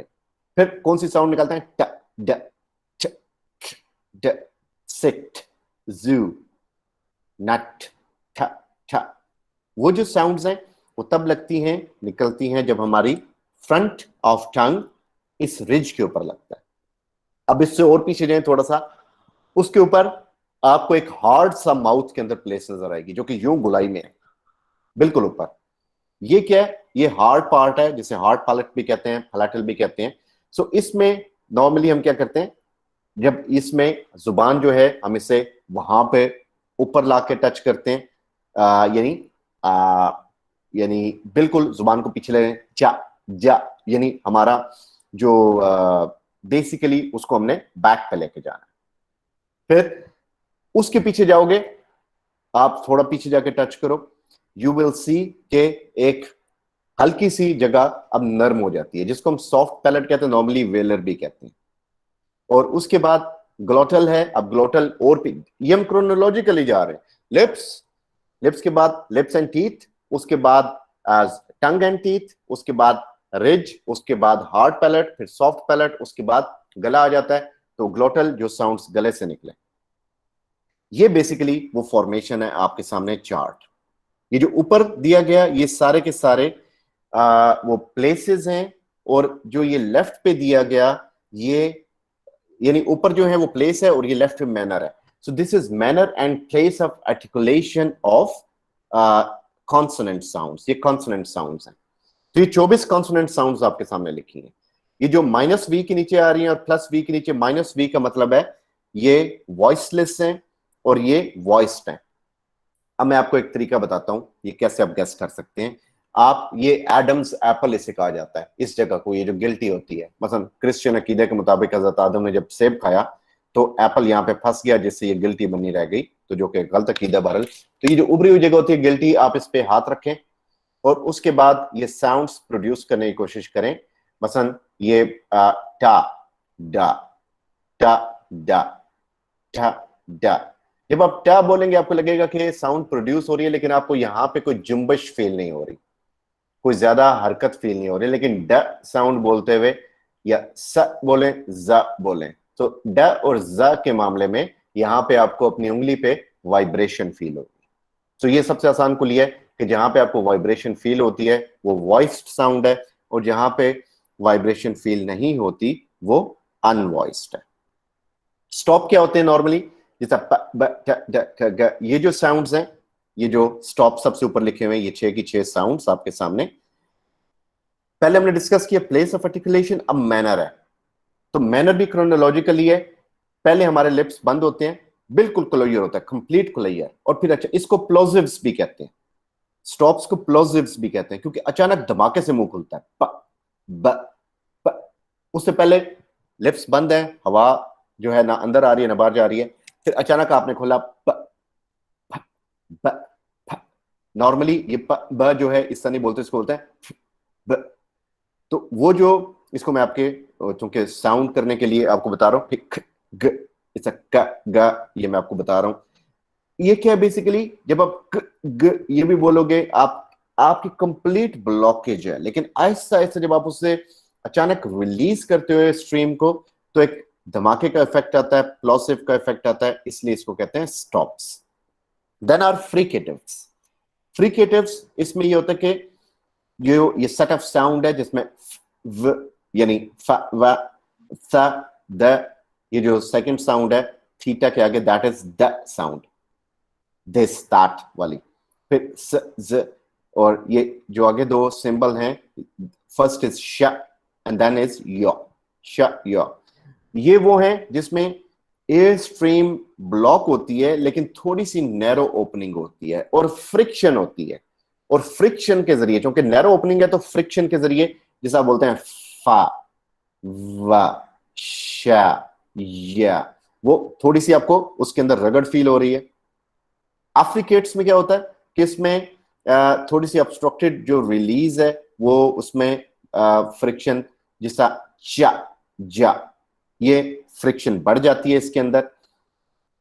फिर हमारे पास लिक्विड्स हैं जैसा ल साउंड, सो इन्हें लैक्ट्रल भी कहा जाता है, लिक्विड भी कहा जाता है, जैसा लेड, रेड। सो ये बेसिकली दोनों वॉइस्ड साउंड है, और ये एयर स्ट्रीम जो है ये फॉलो होती है साइड ऑफ टंग से और लिप से और एल्वियोलर रिज के पास से आती है। देन ग्लाइड्स, जिन्हें सेमी वोवल्स कहते हैं, इन्हें क्यों इस तरह कहा जाता है, क्योंकि ये साउंड जो है वा और यो, इसमें हमारी जुबान, कॉन्सोनेंट्स में हमारी जुबान नॉर्मली एक जगह को टच करती है, लेकिन इसमें वॉल्स की तरह जैसा डिफ्थॉन्ग्स होते हैं, हम दो साउंड्स के लिए जुबान को मुख्तलिफ जगहों पे लेके जाते हैं, तो यहाँ भी जुबान मुख्तलिफ जगहों पे जाती है, मूव करती है, ग्लाइड करती है, इसलिए इनको ग्लाइड्स कहा जाता है। फिर हमारे पास होते हैं वॉल्स। सो वॉल्स जो है ये क्लोयर होता है, और इनके अंदर ऑब्स्ट्रक्शन होती है वोकल ट्रैक्ट्स के अंदर। सो जो वॉल साउंड्स हैं वो एक कॉन्सोनेंट जो साउंड्स हैं उनके अंदर हम देखते हैं कि कहीं पे कुछ साउंड्स वॉइस्ड हैं और कुछ वॉइसलेस हैं और अनवॉइस्ड हैं, लेकिन जो वॉल साउंड्स हैं ये एक फ्री फ्लो होता है। इन ये सारी की सारी, इसके अंदर हम कोई ऑब्स्ट्रक्शन या रुकावट नहीं देखते। So first of all we have diphthongs. So diphthongs जो हैं इसमें सिंगल जो वॉल साउंड होती है उसको हम कॉम्बिनेशन में ले आते हैं, यानी दो वॉल साउंड्स मिला के एक नई साउंड बनती है, जिसका ओई यानी ओ ई, इनको मिला के ओई, इस साउंड बन गई। So they are called diphthongs. So basically अब ये जो इसमें जो साउंड पैटर्न्स हैं, इसमें हम जिसकी डिटेल है इसकी मैं अभी आपसे शेयर कर दूंगा एक वीडियो फॉर्म, उसको आप उसमें देख सकते हैं। जो इसकी आगे है फोन क्या होता है, फनीम क्या होता है, वो सारे के सारा पार्ट है फोनोलॉजी का। सो इसमें बेसिकली ये है कि जो 44 साउंड्स हैं उनकी इंडिकेशन किसी हद तक आपको आनी चाहिए। वो वीडियो जो है वो डिटेल्ड मैं आपसे शेयर कर दूंगा, so in that you can go through it. And now since we have time, so let me take the use of that. और इसमें हम उमेरा की फरमाइश पे एंटिगनी कर लेते हैं जो रहता था, ताकि एंटिगनी वाला रोला खत्म हो जाए।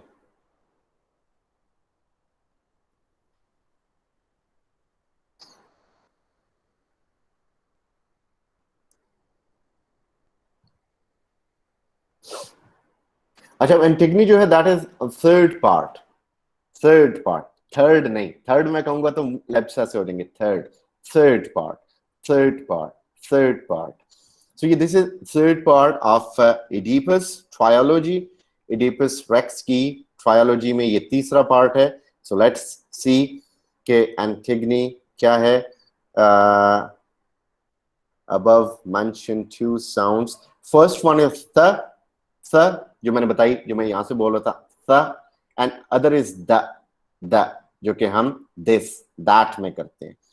जी, ये फोनोलॉजी, फोनेटिक्स, इनके अंदर डिफरेंशिएशन मैं आपको बता दूंगा। बेसिकली फोनेटिक्स जो है that is study of human speech sound, कि आवाज कैसे निकलती है, कैसे पहुंचाई जाती है, कैसे सुनी जाती है। Phonology is of about the same thing but in some particular language. हर लैंग्वेज की अपनी फोनोलॉजी है। So phonology is also about sound patterns of language but in some particular language. Affricates वो होते हैं जिसके अंदर हम फ्रिक्शन लेवल कम देखते हैं। स्टॉप्स में फ्रिक्शन लेवल जो है बहुत ज्यादा था, बिल्कुल था ही नहीं बल्कि बंद था। फ्रिकेटिव्स में बढ़ गया, यानी उससे कम हो गया। फ्रिक्शन थी, थोड़ा सा ओपनिंग थी। एफ्रिकेट्स में वो ओपनिंग थोड़ी सी और बढ़ जाती है, लेकिन फ्रिक्शन मौजूद रहती है। Okay, so coming to Antigone. So Antigone जो है ये भी again this is a part of the third part of Oedipus tragedy और ट्रायोलॉजी. अच्छा जी, सबसे पहले कोरस आता है और वो प्लेयर्स को इंट्रोड्यूस कराता है, कैरेक्टर्स को इंट्रोड्यूस कराता है. अब इसमें हो क्या चुका है, ये जो चीज हमें याद रखनी है इससे पहले कि एडिपस कोलोनस में ये हुआ कि जो एडिपस के बेटे थे वो पार्टी बन गए किसी वजह से. एक अपने बाप की साइड पे रहा, एक क्रियोन की साइड पे हो गया. फिर दोनों भाई आपस में लड़े और दोनों ने एक दूसरे को मार दिया. सो दोनों भाई मर गए. एक भाई जो क्रियोन के साथ था, क्योंकि crayon was the king now, तो उसे शहादत का नाम दिया गया. और दूसरा जो मरा, ही वाज कॉल्ड ट्रेटर. तो उसकी लाश को दफनाने का भी हुक्म नहीं था कि ये पड़ी रहे, इसे चील कौवे खा जाए, ये गल सड़ जाए. अब इसमें और जो है Antigone, so these are two sisters, यानी इडिपस के 4 बच्चों में 2 बेटे मर गए, 2 ये बेटियां थी. अब जो इसमें है, she is to be married to son of crayon.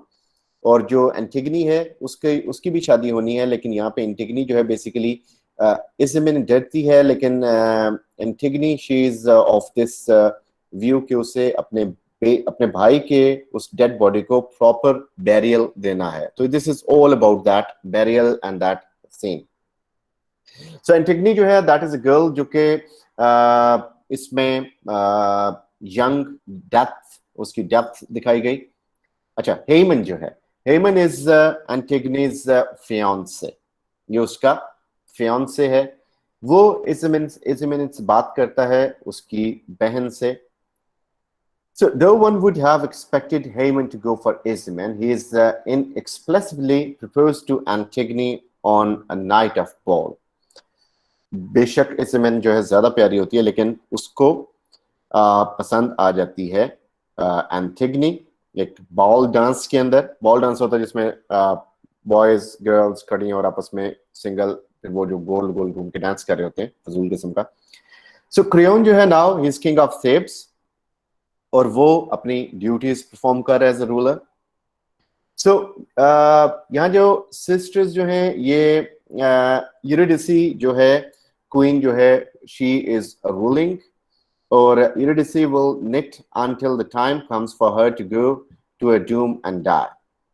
Meanwhile, finally, 3 guards play cards indifferent to the tragedy before them. So 3 guards जो हैं वो इस वक्त cards की गेम खेल रहे हैं जहाँ पे ये चीज स्टार्ट होती है. So chorus जो है वो रिकाउंट करता है एंटिगनी की ट्रेजेडी को. सो इडिपस जो है वो एंटिगनी और इजमिन का जो फादर है, इनके 2 बेटे थे इसके अटाक्लस और पोलिनीसियस. सो इडिपस की डेथ पे इट वाज एग्रीड कि each would take the throne from 1 year to the next, कि हर बंदा 1 साल बाद थ्रोन लेगा. लेकिन after the first year however जो अटाक्लस था जो कि बड़ा भाई था, उसने स्टेप डाउन होने से इनकार कर दिया, उसने थ्रोन को छोड़ने से इनकार कर दिया. जो पोलिनीसियस था और जो 6 फॉरेन थे जो मार्च किया, सबको डिफीट हो गई. ब्रदर्स जो थे वो लड़े ड्यूअल में, ने एक दूसरे को मारा. के रिजल्ट जो था, यानी इडिपस का मामू या उसका साला वो बन गया. क्रियोन एटोक्लस को बैरी किया जाए ऑनर के साथ, और पोलिनीसियस है उसे रॉट होने के लिए, गलने सड़ने के लिए छोड़ दिया जाए. अब सुबह का टाइम होता है, सारे जो रॉयल हाउस है दैट इज स्लीपिंग. एंटिगनी उठती है और इतनी देर में एक जगह पे स्नीक करती है, और जो नर्स होती है वो आती है और देखती है कि वो कहाँ पे है. सडनली इसमें शी एंटर्स, वो भी पूछती है कि एंटिगनी कहाँ पे है, उसके बारे में कुछ पता नहीं होता. एंटिगनी जो है वो नर्स को भेज देती है फॉर कॉफी, कुछ खाने पीने के लिए. So Ismen declares that they cannot bury Polynesius and that she must understand Creon's intention. तो एंटिगनी अपनी बहन को बेसिकली परसुएट कर रही होती है कि हमारा एक भाई जो है वो गल सड़ रहा है, उसको हमें प्रॉपर बैरियल देना चाहिए. जो कि इसमें डरती है, वो इतनी बहादुर नहीं है, तो वो नहीं मानती उसकी बात को. क्योंकि क्रेयोन का एक ऑर्डर भी होता है कि इसको कोई भी नहीं दफनाएगा। एंटिगनी जो है वो रिफ्यूज कर देती है और इज़मिन को कहती है इज़मिन टू गो टू बेड। और सडनली जो हेमन है वो एंटर होता है और एंटिगनी उससे पूछती है, लाइक उसे अपनी मोहब्बत का एहसास दिलाती है। वो उसे बताती है कि she will never be able to marry him, कि मुझे लग रहा है कि मैं तुमसे शादी नहीं कर पाऊँ। तो बड़ा परेशान हो जाता है, चला जाता है वहां से, क्योंकि एंटिगनी की प्रेफरेंसेस इस टाइम पे कुछ और हैं। इज़मिन आती है दोबारा, वो डरी होती है कि शायद मेरी बहन एंटिगनी जाएगी और क्लेनिसियस की बॉडी को दफनाने की कोशिश करेगी, दिन निकलने वाला है। सो एंटिगनी ये रिवील करती है कि वो ये काम ऑलरेडी कर आई है, कि जब वो कार्ड्स खेल रहे थे तो मीनवाइल वो गई और उसने ऑलरेडी ये काम कर दिया, उसने अपने भाई की लाश को दफना दिया। अच्छा, लेटर उसी दिन एक नर्वस गार्ड एंटर होता है और क्रियोन को बताता है कि किसी ने कवर कर दिया है कुछ मट्टी से प्लेनिसियस की बॉडी को। जारी बात है एंटिगनी पूरी तरह कवर तो नहीं खोल सकती, उसने जितनी मट्टी मिली उस पर डाल दी। सो वो ऑर्डर करता है गॉड्स को कि बॉडी को अनकवर किया जाए और सीक्रेट को रिवील किया जाए कि ये कैसे हुआ। मीनवाइल खोरस अपेयर होता है और अनाउंस करता है कि ट्रेजेडी स्टार्ट हो चुकी है। अब ये its spring is wound and it will uncoil by itself. जिस तरह घड़ी को चाबी दे दी जाती है, इस तरह अलार्म क्लॉक को चाबी लग चुकी है और जल्दी ये ट्रेजेडी स्टार्ट हो जाएगी। सो इसमें क्या होता है basically, tragedy everything is inevitable, hopeless and known, all are bound to depart. सारी बात है, ट्रेजेडी में जो कुछ लिखा है वो होके रहता है। किसी ने पूछा था कि tragedy is an imitation of an action, इसका क्या मतलब है? सो ट्रेजेडी एक एक्शन की इमिटेशन होती है कि एक एक्शन ऑलरेडी हो चुका होता है, ट्रेजेडी उसको इमिटेट करती है, यानी उसको दोबारा से लोगों के सामने लेके आती है। अच्छा, गार्ड्स एंटर होते हैं और उन्होंने एंटिगनी को पकड़ा होता है। तो like enter with the first guard, वो प्रपोज करता है कि उन्हें पार्टी देनी चाहिए, क्योंकि क्रेयोन ने मना किया होता है, बल्कि डांटा होता है कि मुझे जब तक नहीं पता चलेगा मैं तुम लोगों को छोड़ूंगा नहीं जो ड्यूटी पे थे। तो बहरहाल वो उनकी जान बच जाती है। दे कम टू नो कि एंटिगनी ने ये किया। सो एंटिगनी को वो ले आते हैं और एंटिगनी इस वक्त क्रेयोन के सामने पेश कर दी जाती है।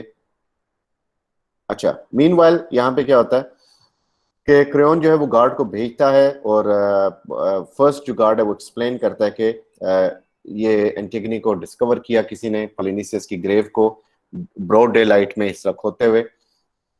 क्रेयोन गार्ड को भेज देता है और जब उसे पता है कि एंटिगनी उसमें है, वो उसको ऑर्डर देता है कि तुम चली जाओ यहाँ से, सो जाओ जाके, और उसे telling her to say that she has been ill. So Antigone reply करती है कि she will only go out again tonight, कि वो उसकी बात नहीं मानेगी, अगर इन्होंने मट्टी हटा दिया तो वो दोबारा जाएगी और ये काम करेगी।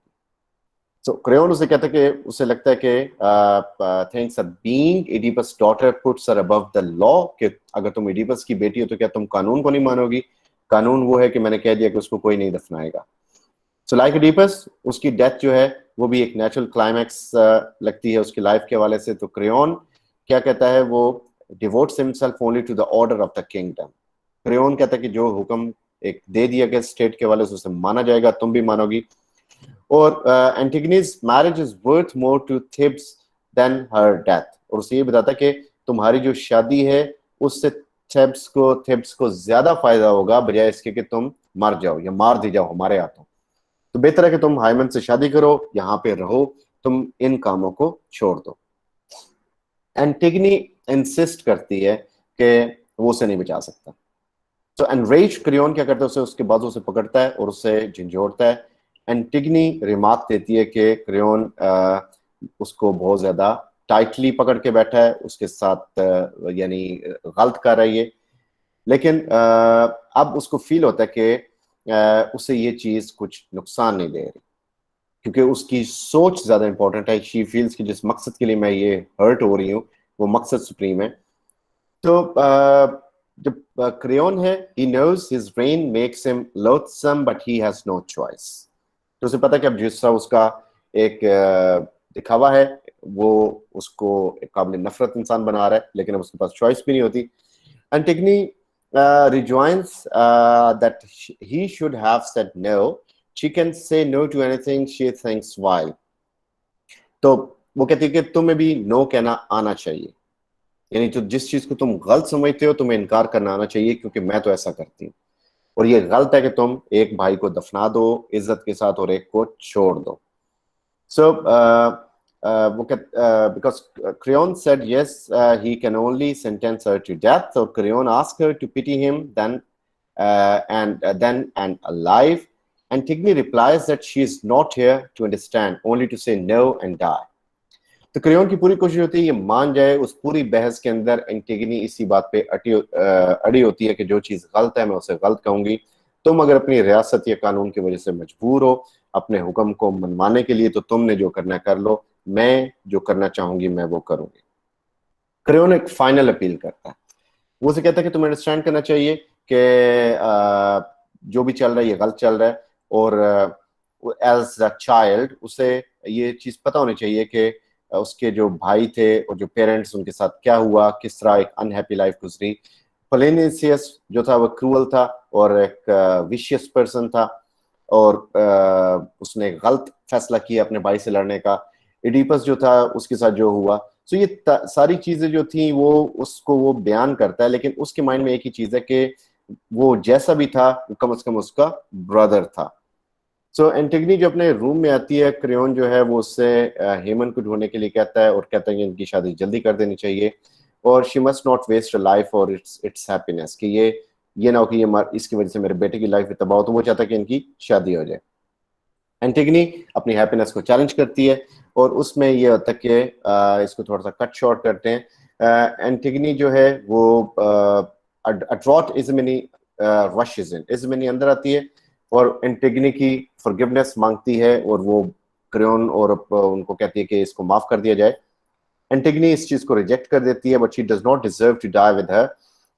वो कहती है कि मैंने जाना लेकिन तुम मेरी बहन होके मेरा साथ ना दो, तुम अलग रहो. इस मिनी जो है वो कहती है कि वो भी मदद करेगी पोलिनिसियस की बॉडी को दबाने में. एंटिगनी जो है वो क्रेयोन के पास जाती है, उसे कहती है कि उसको अरेस्ट कर लिया जाए, उसे वार्निंग करती है कि that her disease is catching. Creon relents. The chorus protest. Haman enters and begs his father to stop the guards. Creon replies करता है कि the mob already knows the truth and he cannot do nothing. So उसका जो arrest है और उसकी final sentence जो तय होती है उसके ऊपर हेमन अपनी तरफ से अपील करता है अपने बाप से, लेकिन चूंकि एंटिगनी बहुत बदतमीजी कर चुकी थी और अड़ी होती अपनी बात पे, तो बाप भी अपनी जगह से वो रिलेंट नहीं करता, हिलता नहीं है और उसे कायम रहता है. एंटिगनी जो है वो एक गार्ड के सामने, सेल के सामने बैठी होती है और he is the last face she will see, क्योंकि इसके बाद उसकी डेथ है. सो द गार्ड जो है the guard rambles about his pay, rations and professional quibbles. Antigone interrupts him pointing out that she is soon to die. तो guard को अपनी खर्चों की पड़ी होती है, हालांकि उसके सामने एक ऐसा कैदी होता है जो मरने जा रहा है. So she asks him how she is to be executed, कि मुझे कैसे मारोगे तुम लोग. The god informs her that she is to be immured, यानी तुम्हें एक तरह से जिंदा दफन कर दिया जाएगा, बंद कर दिया जाएगा. So the god asks if he can do anything for her. She asks if she could do anything, a letter offering him a ring. So reluctant to endanger his job, क्योंकि बड़ा खतरे वाला काम होता है उसका लेटर या ring किसी को देना. The guard suggests that she dictate her letter and he write it in his notebook in case they search his pockets. So Antigone accept कर लेती है. She recites the letter. Forgive me, my darling. You would all I have been so happy except one Antigone. For Antigone. Suddenly a drum roll is heard and the guards lead Antigone out. So अपने उस हेमन को एक letter लिख देती है और उसके बाद गार्ड्स उसको ले जाते हैं, उसका टाइम हो जाता है. कोरस सेंटर होता है अनाउंस करता है, क्योंकि ट्रेजेडी हमेशा ऑफ स्टेज होती है, कि ये क्रेयोन की बारी है. द मैसेंजर डिलीवर करता है न्यूज को कि एंटिगनी को जिंदा अनारकली की तरह चुन दिया गया. और द क्राउड जो है वो हेमन का मौन सुनता है. क्रेयोन जो है वो ही hauls for the slaves to remove the stones, वो उनको हटाने की कोशिश करता है. सो एंटिगनी ने अपने आप को लटका लिया होता है, हेमन ने अपने आप को एंटिगनी के साथ मार दिया होता है. यानी वो जब देखता है कि मेरी होने या ना होने वाली महबूबा या गर्लफ्रेंड या बेगम या मंगेतर के साथ ये हुआ, तो वो अपने आप को कत्ल कर देता है और उसका रिजल्ट ये निकलता है कि उसके आसपास खून इकट्ठा हुआ होता है. सो हेमन की डेथ के बारे में यूरिडिस जो है वो अपनी रो ऑफ निटिंग वो अपने रूम से निकलती है और अपना जो क्वीन है बेसिकली वो अपना गला काट लेती है। अब क्रेयोन अकेला रह जाता है। So the chorus notes that truly it had not been for Antigone all would have been at peace. तो अगर ये सिर्फ एक काम ना होता तो सब कुछ ठीक हो जाता। उसके एक मरने से उसका बेटा भी मर गया, उसकी बीवी भी मर गई। So all who had to die have now died.